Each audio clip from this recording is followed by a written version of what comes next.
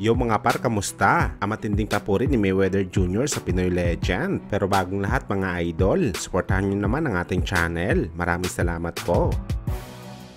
So mga par, natapos nga po ang palitan ng maanghang na salita sa pagitan ng mga legendary boxer noong dekada 90 kalaban ng unbeaten legend Mayweather Jr. kung saan napikon lang naman mga idol ang mga OG fighter sa mga sinabi ni Kalbo na lahat daw ng magagaling na fighter sa welterweight dati easy niya lang daw ito tatalunin sa bakbakan, kung saan mga idol bukod sa mga legendary fighter na sobrang napikon kay Kalbo marami din ang mga fans na nagalit dahil sa pagdisrespect nito sa mga dating boxing legend. Subalit hindi lahat ng mga fans mga idol batikos kay Floyd dahil matapos niya sabihin ang kanyang real talk nagbigay naman ito mga idol na magandang reaksyon sa kanyang mortal na karibal na si Manny Pacquiao, kung saan mga idol na amaze daw siya kung ano man ang nagawa na record ni Manny Pacquiao sa boxing. Talagang nagulat daw siya sa mga ginawa ng Pinoy na lumaban simula sa 108 pounds hanggang sa 154 pounds sa junior middleweight division. Amazing daw talaga mga idol ang record na to sa boxing na bukod sa kanyang record na 50 wins 0 loss, talagang hindi rin matatawaran ang history na nagawa ng karibal nito na si Manny Pacquiao. Maski si Floyd mga idol na paamin na ibang klase talaga na fighter ang nag-iisang 8th Division World Champion.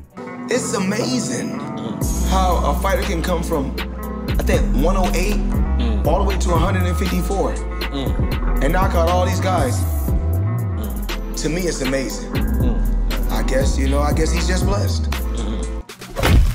Samantala sa naging panayam nga po ng super middleweight undisputed champion Canelo Alvarez, itutupuri ito ngayon mga idol sa company ni Al Haymon, ang Premier Boxing Champions o PBC. Ano yan ni Canelo mga idol? Ang PBC daw ang isa sa mga pinaka-the best at leading boxing promotional company ngayon sa sports dahil sa marami daw ito napoproduce na malalaking laban sa ngayon. At bukod daw sa mga big fight nila, sa kanila din nanggagaling ang magagaling na fighters sa ngayong generation. Majority daw sa mga fighter ng PBC mga superstar, kaya nagagalak daw si Canelo na makatrabaho ang PBC. Bagamat dahil sa mga sinabi ni Canelo mga idol, marami tuloy ang mga boxing experts ang nagsasabi na mukhang nakalimutan ni Canelo ang matchroom promotion ni Eddie Hearn na dati nitong promoter at mukhang wala na siya balak bumalik dito matapos ang lahat ng ginawa ni Eddie Hearn kay Canelo, kung saan binigyan siya nito ng mga title fight hanggang sa naging undisputed champion ito sa 168 pounds.